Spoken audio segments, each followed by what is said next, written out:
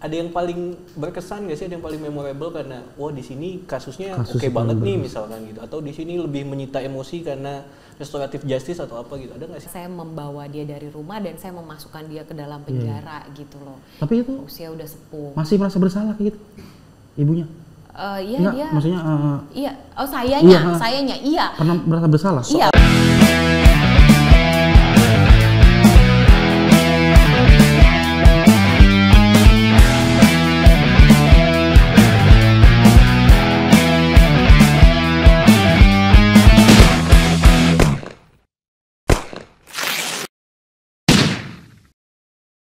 Nah kalau tadi kita ngomongin Bapak yang juga menjadi salah satu inspirasi gimana Mbak Agnes bisa dalam posisi sekarang, ada lagi nggak sih yang menginspirasi jaksa perempuan misalkan? Oke. Jaksa perempuan di kejaksaan. Tentu itu ya tadi yang udah saya bilang yang sudah bintang 3 saat itu, di zaman itu Ibu Helena, terus Ibu Luke, dan juga mantan Ibu Kajati Resiana Napitupulu, lalu Ibu Kajati saat ini Ibu Mia Miati, terus ada Ibu Wakajati Enen Saribanon yang di Jambi, dan Ibu Wakajati juga di Yogyakarta, Ibu Ami. Banyak sih perempuan-perempuan di kejaksaan, wanita lah ya saya bilang, wanita-wanita di kejaksaan yang memang berprestasi, bisa membuktikan equal dengan laki-laki gitu. Pantesan, gue baru ingat. Kenapa? Dari episode 1 sampai sekarang tamunya Perempuan. Jangan-jangan yang cowok nggak ada yang berprestasi. Sama perempuan kita undang. Biar berprestasi ya kan? Tapi nggak apa-apa, tamunya perempuan, hostnya jadi kita. Kalau tamunya laki-laki, hostnya perempuan dong, bukan kita dong. Yuka Bunga nanti. Baru inget ya ternyata cewek tuh banyak yang ini. Secara nggak langsung di era Pak Burhanuddin, pemimpin-pemimpin kejaksaan baik negeri walaupun tinggi banyak perempuan ya. Kita kan belum melihat sebegitu banyaknya pemimpin jaksa perempuan ya di era sebelumnya ya. Iya betul sekali. Iya kan? Di kurun waktu 5 tahun ini sudah banyak perempuan yang menjadi menguasai Kajati, Wakajati, ya, terus Kajari, bahkan banyak sekali sekarang ini.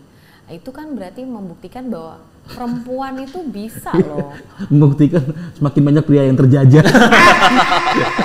Bisa memimpin para kaum laki-laki, maksud saya gitu. Jadi jangan hanya melihat casingnya aja gitu. Wah ini perempuan yang udah bergaya, yang nggak mungkin lah dia bisa mimpin kantor gitu kan. Wah ini nggak bisa lah mimpin satu kepala kejaksaan tinggi gitu. No, ya itulah makanya tadi mindsetnya harus dirubah gitu. Karena perempuan itu sekarang educate dirinya sendiri gitu, dengan cara yaitu banyak dia seminar, ikutin seminar, baca buku, ngelihat podcast Bedil ya kan, ataupun podcast lain, YouTube, itu kan banyak sekali gitu. Nah itu masalahnya tuh. Apa? Di satu sisi perempuan mengupgrade diri, di sisi lain perempuan sendiri yang menjatuhkan harga diri mereka. Iya. Itu kan. Tepuk tangan sendiri aja. Gak usah, itu gak usah ditepuk tanganin, itu gak usah. Itu enggak. Kayaknya enggak, gitu pastinya negatif, jangan. Jangan ya. Jangan. Kenapa nggak mengikuti perempuan yang berprestasi? Dia yang kan yang tadi kita bahas ini kan juga soal mentalitinya juga kan. Makanya sayang banget tuh, padahal peluangnya gede loh untuk ke arah lebih baik gitu, cuman dia udah tetap di kubangan hitam. Pertanyaan gue, lu kalau di rumah takut nggak sama istri? Berani. Bercanda sih. Iya ya, kenapa ya maksudnya? Iya bingung dah, maksudnya kan stigmanya kan perempuan makhluk lemah. Iya. Cuman kenapa sih laki tuh? Kita tuh bukannya takut. Apa? Kita menghargai. Enggak, gue takut. Gue takut loh sebenernya. Itu alasan klasik itu. Iya makanya kenapa ya? Iya maksudnya kayaknya tuh perempuan tanpa laki-laki bisa kayaknya. Tapi laki-laki tanpa perempuan nggak bisa. Bisa banget. Tinggal bayar. Ya nggak bisa, nggak bisa. Benar, nggak ternyata bisa. tanpa disadari di alam bawah sadarnya para lelaki, Iya. laki-laki itu dikontrol oleh perempuan. Kok jadi kesana ya? Iya tapi benar. Maksudnya, iya gua ngebayangin ya perempuan yang biasa-biasa aja bisa loh mengontrol para Iya, laki. Gimana? betul. Seorang Di Mbak rumah. Agnes. di rumah gimana? Di rumah Suami jaksa juga? Enggak, suami gak jaksa. Oke. Suami di di swasta. Oke, tapi support ya? BUMN. Iya, support. Nah, Kalau nggak support, enak gimana kan? Tugas-tugasnya pindah-pindah terus nggak iya pernah itu settle kan? tuh, iya saya tuh paling bersalah sebenarnya sama anak ya, karena memang anak lah yang jadi korban karena Iya. saya tinggal tuh. Makanya begitu saya memutuskan untuk berkarir mengejar struktural, itu saya melihat usia anak juga. Jadi Oke. anak saya di usia 6 tahun saat itu, akhirnya saya memutuskan, oke, udah gede nih anak saya, kayaknya udah bisa nih saya berkarir. Karena saya udah tahu konsekuensi berkarir pasti agak ya kita pindahlah Pindah di sekolah, enggak, maksudnya sayanya yang Iya, agak iya. enggak di Jakarta, pastinya saya akan di daerah ya, Keluarga di melipir-melipir Jakarta semua Jakarta ya? lah. Iya, keluarga saya di Jakarta gitu. Jadi pasti saya nggak akan mungkin ditempatin pertama kali di Jakarta gitu kan. Jadi itu dulu tuh saya kuatkan mental dulu untuk nggak sama anak nih, bisa nggak gitu. Akhirnya udah kuat mentalnya, udah bisa, anak juga udah bisa saya tinggal. Nah disitulah saya mulai untuk berkarir sebetulnya. Dan semuanya support. Anak saya malah jadi terbiasa, loh Mami kok baru udah pulang, bukannya pulangnya misalnya Iya. hari Rabu atau misalnya hari Kamis Iya. gitu. Oh gitu, kamu padahal nggak lagi kangen? lagi asik ngerokok di rumah. Cepet banget pulangnya. Enggak kali ya, enggak gitu. Enggak. Enggak tahu juga. Anak sekarang kalau nggak ada orang tua kan kesana kan, wah seneng nggak ada orang tua gitu kan. Iya. Gitu tantangannya. Jadi gitu lebih tuh. mandiri sih. Oke. Gitu, jadi lebih mandiri. Tapi kan kita tetap kontrol ya, itulah fungsinya teknologi zaman sekarang ya. Kita video call Betul, dimanapun dia gitu. Jadi tahu lah posisi keadaan dia seperti apa. Tapi kalau tadi ngomongin keluarga itu, selain tugas jaksa, kehidupan sehari-harinya gimana sih kalau ini? Iya, sama. Apa ngumpul masih arisan nggak? Sama, masih Oh, masih dong, ya? masih. Kan kita juga manusia biasa jaksa. Iya, Kita iya, juga butuh tadi itu coffee morning talk tapi with another person gitu ya. Bukan hanya di lingkungan orang kejaksaan aja gitu. Butuh untuk bercerita, infotainment juga yang lain-lain, apa artis-artis apalah sekarang yang lagi hits atau ngapain gitu. Masih ngikutin itu ya? Masih, Oh masih. iya, masih nggak terlalu. Biar berwarna hidup itu. Iya. Kalau Akhirnya enggak, jadi narasumber di infotainment ya. Iya saya pernah nonton dia Her. Jadi dia mengomentari, Mbak Agnes mengomentari kasus bullying. Bullying. Ya. Tapi bukan soal kasusnya, lebih pada edukasi hukum soal Iya, bullyingnya ya. iya. Waktu itu saya ditanya untuk anak itu dikenakan pasal berapa? Waktu itu Mas Oke. Evan waktu itu yang nanya. Jadi ya saya memberitahukan pasalnya dan sedikit mengenai tentang bullying itu sendiri apa gitu. Nah dari situ tiba-tiba ada di Indosiar, ada di SCTV. Loh, ini jadi dikait-kaitkan dengan perkara yang lain nih gitu. Ya itulah gitu. Gitu. Lalu juga pernah masuk infotainment kan? Pernah dong. Patroli.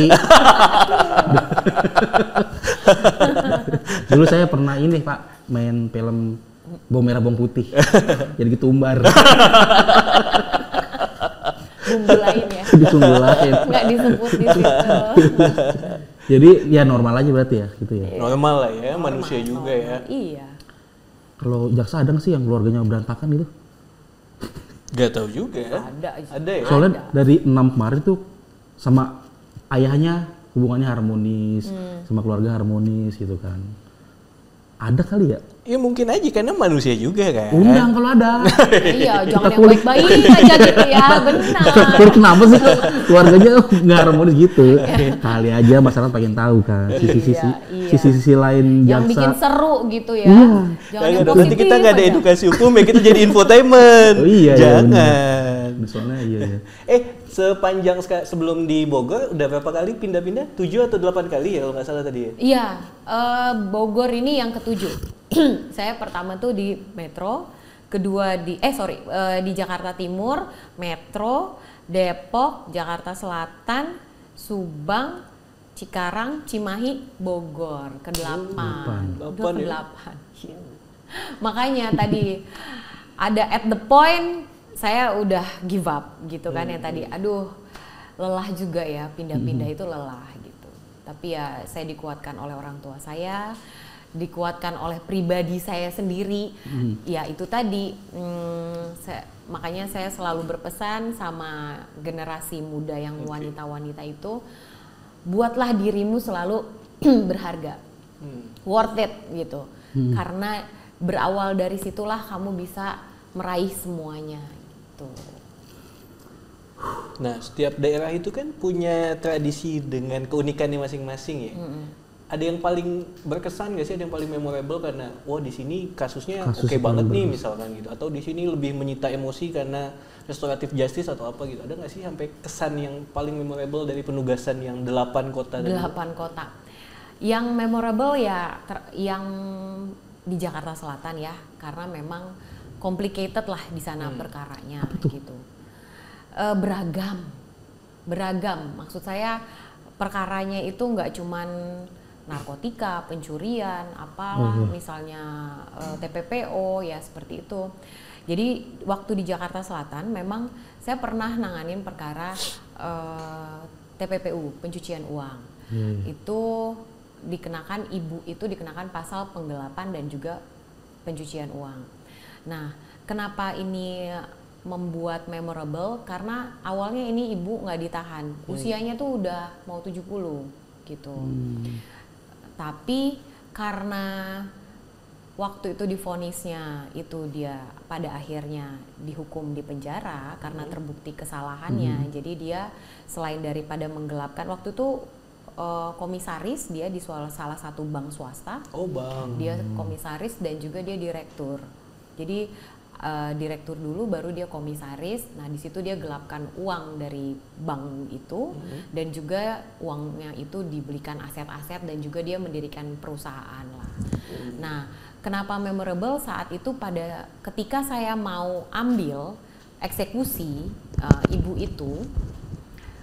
itu ya sudah lunglai gimana ya, udah usia sepuh gitu ya. Saya mau ambil kan tega nggak tega, tapi ini tugas saya gitu kan. Saya mau bawa dari rumahnya gitu, anaknya di situ sudah nangis gitu kan. Terus ibunya tapi tampangnya pasrah, jadi nggak apa-apa mbak, saya diambil aja gitu. Tapi udah jalannya dipapah gitu. Jadi aduh, saya sendiri juga miris ya dalam hati. Aduh gimana, kasihan tapi saya harus bawa, iya. Dan itu hukumannya juga 10 tahun. Gimana? Ya kan?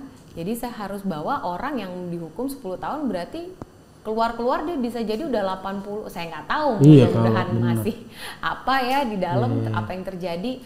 Nah, itu satu yang cukup memorable buat saya karena saya membawa dia dari rumah dan saya memasukkan dia ke dalam penjara gitu loh. Tapi itu usia udah sepuh. Masih merasa bersalah kayak gitu ibunya? Iya enggak, dia. Maksudnya iya. Oh, sayanya iya. Karena merasa bersalah. Iya, nggak enakan gitu. Iya, walaupun saya yang menuntut dengan membacakan hukuman itu dan juga divonis oleh hakim gitu ya, tetap ada rasa apa ya, kasihan apa sih, saya juga perempuan gitu lah gitu ya, gimana menyisakan hari tuanya di dalam gitu, yang mana sudah harusnya mendekatkan diri kepada Tuhan, terus mendekatkan sama keluarga, bersenda gurau sama cucu, tapi malah di penjara ya kan. Itu. Ini kan balik lagi, itu kan konsekuensi hukum, walaupun usianya berapapun usianya, soal konsekuensi hukum kan. Toh dia menggelapkan uang itu dia juga nggak mikir usianya. Nah ini pertanyaannya lagi, gimana mentalnya ketika harus menghadapi yang begitu-begitu? Kan seorang perempuan nggak tahu ya, mungkin bisa jadi iya bisa tidak, secara general kita bisa bilang lebih sensitif dan lebih peka timbang laki-laki. Kalau laki-laki kan bodo amat, sikat aja. Kalau perempuan kan enggak, agak nggak enak gitu ya. Apalagi sesama perempuan kan, yang sesama ibu-ibu. Iya. Saat gitu. itu, ya saya waktu itu pas bawa saya bilang, ibu saya mohon maaf ya, saya harus bawa ibu gitu. Nggak apa-apa mbak, dengan yang udah nggak apa-apa, memang ini udah kesalahan saya gitu. Dia udah tahu dan udah pasrah gitu, nggak apa-apa. Iya nggak apa-apa ya bu. Ya nanti saya menjalani masa-masa hari saya di penjara juga banyak, saya bisa baca, saya bisa ngobrol mungkin dengan sesama sel saya, dia bilang gitu. Saya bisa kabur kok dengan tim saya. Kalau saya nggak tahan, atau saya minum cyanida di dalam kalau saya udah nggak tahan. Bisa gitu. Nah itu waktu di Jakarta Selatan. Waktu saya jadi Kasipidum di Cimahi, kebetulan saya dapat posisi juara 3 untuk RJ, Restoratif Justice, yang terbanyak posisinya waktu itu. Nomor 1 se-Jawa Barat ya. Jadi yang pertama itu dari Kejaksaan Negeri Majalengka, dia itu 26 kalau nggak salah, 26 perkara yang berhasil di Restoratif Justice. Lalu yang kedua itu Kejaksaan Negeri Bandung, itu dia 25, cuma selisih 1. Lalu saya waktu itu 15 gitu, di posisi ketiga. Nah, pada saat 15 perkara itu yang kita RJ, memang ada beberapa, ya saya sebut 2 lah ya, 2 perkara yang memang menyentuh hati juga ya, untuk tidak diteruskan ke penuntutan memang. Ya karena dia saat itu, ini bapak-bapak, nah itu dia bapak-bapak, dia itu memang tugasnya itu, dia berdagang waktu itu, berdagang. Nah dia datanglah temannya, aduh tolongin saya dong pak, saya ini ada timbangan loh, timbangan kayak barang gitu, kayak JNE, gitu. Ini saya butuh uang, tolonglah, saya kasihlah, saya pinjam 300.000, waktu itu cuma 300.000, tolonglah saya dipinjamkan uang 300.000. Oh ya udahlah, ini jaminannya, cuman 300 apa 600.000 lah ya, saya lupa. Itu dibawalah akhirnya sama si bapak. Oke, nggak apa-apa, kasihan kan dia sama si temennya itu. Oke, nggak apa-apa. Nggak taunya itu barang curian. Gitu, itu barang curian, dan bukan hanya itu yang dicuri, ada beberapa lagi. Tetapi yang digade ke si bapak-bapak ini, itu yang si timbangan ini gitu. Nah kasus pencuriannya sudah kita sidangkan. Nah inilah timbul kasus penadahnya si bapak ini, yang dia atas dasar kasihan mau ngambil, dia nggak tahu gitu kalau itu adalah barang hasil curian. Dia cuman kasihan, ya udah nggak apa-apa, saya bantuin kamu nih, saya kasih uang gitu. Dia didatengin polisi. Karena dianggap penada. Iya, dianggap penada. Nah disitulah kita RJ bapak itu, kasihan. Iya, benar-benar kasihan, bapak itu juga udah usianya udah 50-an, hampir 60. Nah itu saya kasihan sama bapak itu. Jadi bapak cuman ini aja, iya bu, saya nggak tahu. Udah saya langsung deh, udah kita RJ aja lah ini gitu. Itulah program dari Bapak Jaksa Agung tentang restoratif justice ini, itu sangat berharga, sangat berarti di mata masyarakat. Betul. Dan itu lebih humanis ya? Betul, humanis. Itu jaksa selalu humanis, itulah yang terjadi kemarin. Kalau jaksa humanis, ibu juga manis. Seperti teh manis. Ya. Tapi ini terakhir nih Bu, pernah nggak ada yang bilang ibu mirip Prilly Ratu Konsina? Baru nih, waktu zaman kuliah saya dibilangnya Cutari. Mungkin karena sekarang gendutan. Masa Cutari? Iya. Kalau Cutari gak usah mirip-mirip gitu. Kayak lagi nonton apa ya? Saya kuliah cuma tanya teman-teman kuliah saya, karena saya kurus. Ya kan. Kalau sekarang ya udah montok. Berisi. Jadi Prilly ya. Prilly. Gitu. Cutari ternyata ya. Ini dibilang mirip Cut Cobain Bu.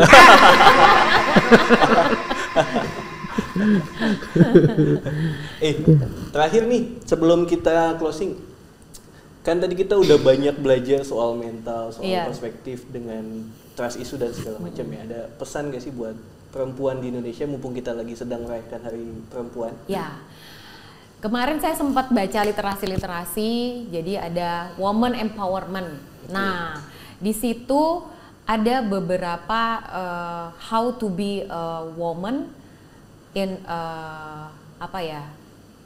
pokoknya how to be woman yang bisa dibanggakan dan bisa dilihat disetarakan dengan para lelaki. Yaitu tadi ada 10. Yang pertama tadi how to educate yourself, to how to set your goal, terus manage your network, terus you have to know yourself, your capability, build a network, terus make yourself worth it, terus work on your self confidence and of course be smart. Lalu and the most important itu adalah count on God in every situation, gitu. Itulah salah satu kunci kalau kita perempuan memang mau berprestasi, mau disejajarkan dengan laki-laki. Tuh perempuan dengerin tuh, ini bisa dijadiin role model ya enggak? Nah pokoknya selamat Hari Perempuan Sedunia nih buat laki-laki khususnya nih, denger nih. Pokoknya kalau perempuan mau kalau udah sayang sama lu mah, dia nggak peduli berapa dikit duit lu, nggak peduli berapa gimana tampang lu, nggak peduli. Kalau udah sayang mah sayang. Sampai akhirnya ada cowok ganteng, tajir deketin, baru tuh goyah. Dibilang, capek juga ya dikasih makan puisi mulu. Tuh perempuan mah simpel sebenarnya ya. Kalau lagi ada masalah tuh dia cuman butuh kuping yang didengar, tangan yang mau ngebantu, dan mulut yang bilang nih 20 juta abisin.